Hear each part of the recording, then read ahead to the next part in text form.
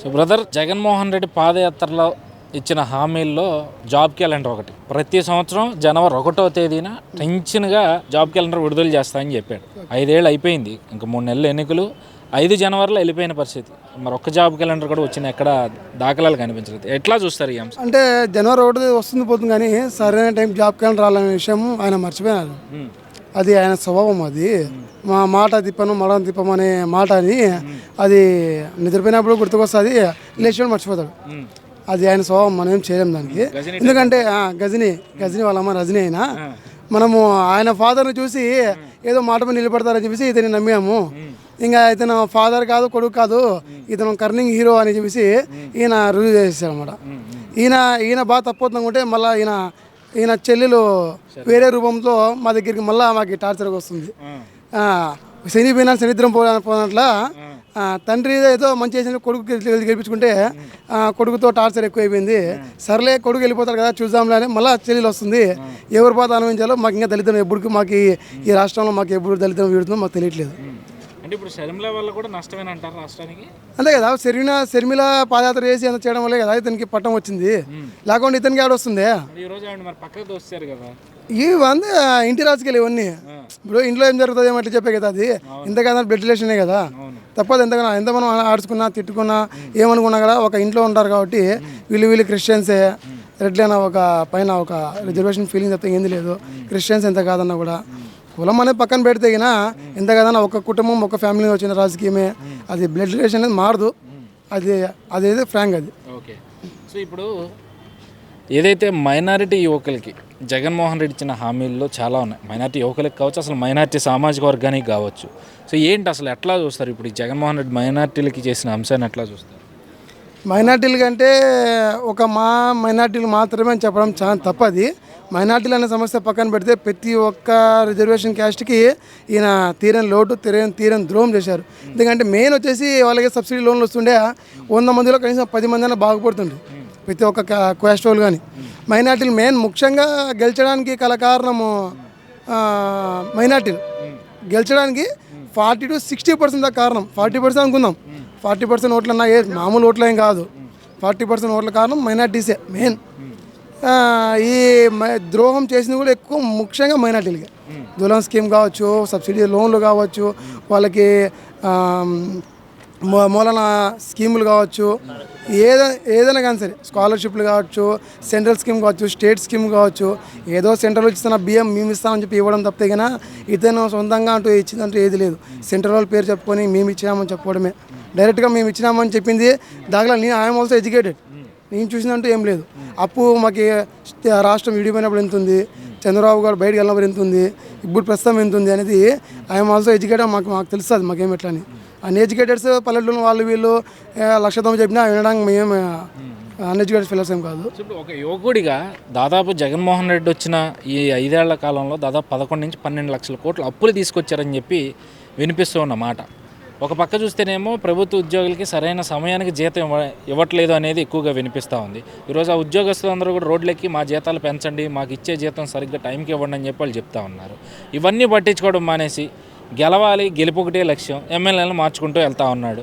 మిగిలిన ఎమ్మెల్యేలు మంత్రులు పిచ్చి పిచ్చి కామెంట్స్ చేస్తూ వీళ్ళందరినీ కించపరిచే విధంగా చూడడం. దీన్ని ఎట్లా చూస్తారు అసలు ఆర్థిక వ్యవస్థ దీని గురించి? ఇది అయిపోయాం కదా, coming one sister sentiment is coming. Party మారచ్చు, ఏం మారచ్చు, కానీ రాజకీయం మీద సేమ్. ఇప్పుడు మా ఊరు అనంతపురంలో మున్సిపల్ యాజమాన్యం ధర్నా చేస్తున్నారు. దాదాపు ఒక 2 వారం పైన అయింది. మొత్తం పేరుకుపోయి మొత్తం కెచ్చర అయిపోయింది ఊరంతా. మున్సిపల్ యాజమాన్యం చేస్తున్నారు సరిగ్గా లేక. రాష్ట్ర వ్యాప్తంగా ఆడాడ చేస్తున్నారు. ఇవన్నీ ఆడాడ బయట రాకుండా కప్పి పెట్టేస్తున్నారు. టీడీపీ హయాంలో చిన్న మన ఇష్యూ కంపల్సరీ ఉంటాయి. ఒక చిన్న జరిగినా కూడా ఏది పెద్ద కొండ పడిపోయిందని చెప్పేసి మా నేప మా దగ్గర కొండలకు బొక్కలను పెట్టలే. నేను పుట్టిన పూజ మా ఊర్లో ఒక కొండ ఉంది. ఎన్ని ఏళ్ళు దానికి వలిచినా కూడా అది ఇంత కూడా చిమ్మ కూడా ఇదిగా అంత గట్టి కొండ 4 ఏళ్లలో సగం పైన కరిగిపోయింది. 40 to 60% కరిగిపోయింది. ఎందు లేదు, కొండ కరిగిపోయింది. మా దేవరకొండ అని పక్కనే ఒక కొండ ఉంది అనంతపురంలో. అసలు కొండ కరిగిపోయింది. చూసి కొరిగిపోయింది. అందులో సైట్లు వెంచర్లు వేస్తున్నారు. ఇప్పుడు కొండలు కరిగించి వెంచర్ నాకు అర్థం కాలేదు. ఎవరు వంచాలంటే చెప్పే కదా, అది ప్రభుత్వ హయాంలో జరిగిందంటే ప్రభుత్వమే. బినామీలు కొల్లక ముందు ఉంటారు. ఆ కొండ మీద చాలా మంది నీది నాది అని వాటర్లు వేసుకుని మరి కొండ కరిగించేది మొత్తం అంతా. మన ఈ జగన్ ఇచ్చిన స్థలం ఇళ్లలో కూడా గ్యాస్ పైపులు పోయించోట, శ్మశానాలు పోయిన చోట ఆడబడితే అది చేసినారు. అవి కోర్టులో కేసు వేసి గ్యాస్ పైపుల చోట కొట్టాలి, కాలనీలు వేయకూడదని కోర్టులో కేసు వేసి పెద్ద పెద్ద వెంచర్లు నిలబడేశారు. ఇవన్నీ బయటికి రావు. ఎందుకంటే అప్పుడేదో హంగామా చేసి వీళ్ళ మీడియా వీళ్ళ గ్రీన్ మీడియా చూపించేసి హంగామా చేసి ఇట్లా చాలా ఓవర్ చేసినారు. ఇప్పుడు ఎందుకంటే టీడీపీ అనేది ఒక సిస్టమేటిక్, ఒక రూల్స్ అండ్ రెగ్యులేషన్స్, ఒక పద్ధతి పాడు కలిగిన, ఒక సిస్టమ్ కలిగిన ఒక పార్టీ. అందుకని రూల్స్ అండ్ రెగ్యులేషన్స్గా మనము అనవసరంగా దుబారి మాట్లాడకూడదు, అనవసరంగా చిల్లర లాంగ్వేజ్ మాట్లాడకూడదు, అనవసరంగా ఒకరి మీద ఏం చేయకూడదు. ప్రజలు చూసేవాళ్ళు పెద్దలు చూస్తూ ఉంటారు, ప్రతి ఒక్కరు చూస్తూ ఉంటారు. ఏదో తండ్రి దగ్గర కొడుకు అని చెప్పేసి ఒక అవకాశం ఇద్దామని ఇచ్చారు. ఆ అవకాశం తప్పని ప్రూవ్ అయిపోయింది.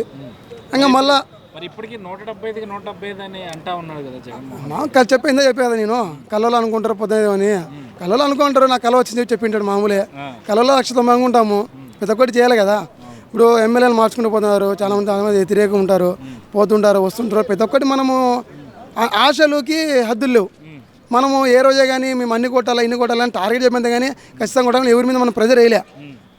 ఎక్కడో హిందూపూర్లో ఎమ్మెల్యేస్కి వచ్చి అనంతపూర్ ఎంపీస్ పోయి హిందూపూర్ వేయడము, ఇట్లాంటి చివరాలు చేసి అనవసరంగా పార్టీ చెడ్డ పేరు తావడము చేయలేదు. మీ జిల్లా హిందూపురం ఎంపీ పరిస్థితి ఏంటి? అదే కదా, లేదు ఇప్పుడు. అది మాకు ముందే తెలుసు. అనంతపురం సీఏ కదా ఆయన ముందు. హిందూపురం ఎంపీ అనంతపురం సీఏ కదా, మాకు తెలియదే. అత్తోలి అల్లు గురించి అత్త తెలియదే. మా సొంత అనంతపురం జిల్లానే మాది. ఆయన సీట్ కాదు కదా, ఆయన ఉనికి తెలీదు.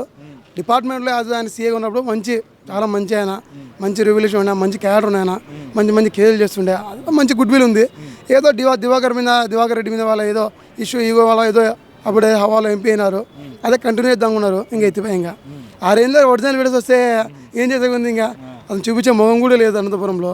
ఇంకా ఆయన గురించి గతం మాట్లాడకూడదు. ఇప్పుడు ఒక ఫెయిల్యూర్ గురించి ఎంత మాట్లాడడం అంత మేలు మనకి. ఇప్పుడు అనంతపురం జిల్లా అంటే టీడీపీలో చాలా సీనియర్ మోస్ట్ అండ్ పేరు కలిగిన నాయకులందరూ కూడా ఆ జిల్లాలోనే ఉన్నారు. జేసీ బ్రదర్స్ కానీ, పరిటాల కుటుంబం కావచ్చు, లేదంటే ప్రభాకర్ చౌదరి లాంటి వాళ్ళు కావచ్చు, చాలామంది ఉన్నారు. ఏంటి అసలు ఈసారి వీళ్ళందరి పరిస్థితి ఎట్లా ఉంటుంది ఆ జిల్లాలో? అనంతపురం ఎలాగంటే కన్నా ఆంధ్ర తెలంగాణ కానీ ఈ రెండు రాష్ట్రాల్లోనే కొంచెం డిఫికల్ట్ అయిన సిచ్యువేషన్. ఎందుకంటే సీనియర్ నాయకులు ఉన్నారు, ఎక్కువ సీనియర్ మోస్ట్ ఉన్నారు. ప్రతి ఒక్కరికి ధర్మం న్యాయం జరగాలి. ఎక్కువ అనంతపురం ముస్లిమ్స్ కానీ, రెడ్డిస్ కానీ, కమ్మాస్ కానీ, బల్య సమాజ వర్గం కానీ ఎక్కువ లీడర్షిప్ ఉన్న వాళ్ళంతా అనంతపురం జిల్లా ఉన్నారు. మేబీ 40% 45% మెజారిటీ అనంతపురంలో ముస్లిమ్స్ ఉన్నారు. కానీ ముస్లిం లీడర్స్ కంటే రెడ్డి, బల్య, కమ్మ సామాజిక వర్గం నుంచి పెద్ద పెద్ద లీడర్స్ ఉన్నారు.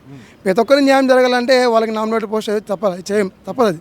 అది హెడ్ ఆఫ్ ది లీడర్ చేతిలో ఉంటుంది. కానీ అందరికీ న్యాయం చేస్తారు, అందరికీ న్యాయం ఖచ్చితంగా చేస్తారనే అది ప్రతి ఒక్కరికి అది ఉంది. ఎందుకంటే వర్గాలు ఎక్కువ ఉన్నాయి కదా, సీనియర్స్ కాబట్టి ఆటోమేటిక్గా వర్గాల్స్ ఉంటాయి. నిన్న మన పుట్టిన పార్టీ కదా కాంగ్రెస్ మాదిరిగానో లేకపోతే జనసేన మాదిరిగానో, నిన్న మన పుట్టిన పార్టీగా 5 ఏళ్ళు 10 ఏళ్ళ కింద పుట్టిన పార్టీ కదా.